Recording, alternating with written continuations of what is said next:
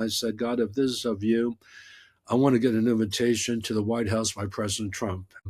Because I met President Trump twice in 2024, once at Mar-a-Lago, the second at one of his rallies in Atlanta, actually October 23rd, right after the Million Woman Gathering. And I was invited by Charlie Kirk, who was a dear friend, to come and meet with President Trump, around 80 pastors in Atlanta.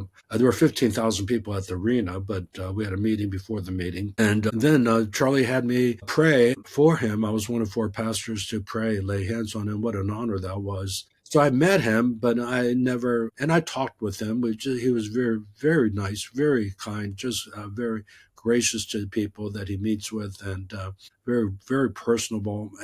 But I said, I've never been to the White House, even as a tourist. I've never been to the White House, and I grew up in the nation's capital. So 5 hours later, I get an email from the White House. I thought it was a spam email. I thought it was inviting me to the White House for the National Day of Prayer as a pastor to stand as he signed an executive order for National Religious Freedom Commission that he instituted that day on May 1st. So 3 days later, I'm there, and I said, you can't make this up. I said, okay, God, you got my attention, and I will run for governor